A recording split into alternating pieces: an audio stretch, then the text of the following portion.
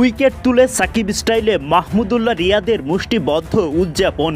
মাঠে super active Shakib, কখনো রিভিউয়ে দেন নিখুঁত সিদ্ধান্ত, কখনো বা প্রতিপক্ষের বাড়াবাড়িতে হারান মেজাজ।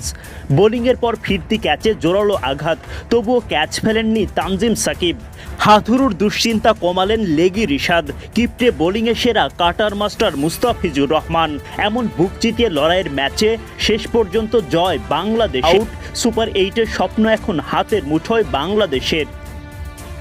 160 রানের লক্ষ্য দেওয়ার পর বোলিংয়ে বাংলাদেশ দলের হয়ে প্রথম সাফল্য তোলেন তাসকিন আহমেদ।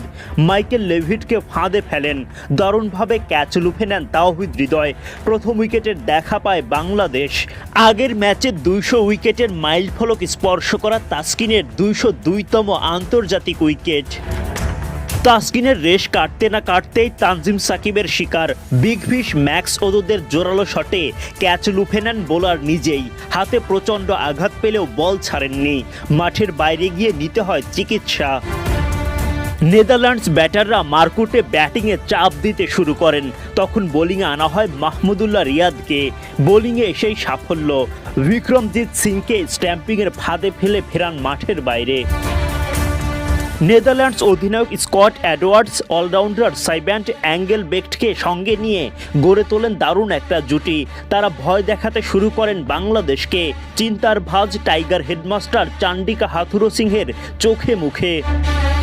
তখন রিশাদ হোসেন এসে দুশ্চিন্তা কমান, সাইব্যান্ডকে ফেরান তিনি। দুর্দান্ত ক্যাচ তানজিম সাকিবের। এরপর স্ট্যাম্পিংয়ে লিটনের বাজিমাত, রিশাদের আরও একটা উইকেট। জমে ওঠে ম্যাচ। সেখান থেকে শেষ পর্যন্ত টানটান উত্তেজনার ম্যাচ জিতে সুপার 8-এ এক পা বাংলাদেশের।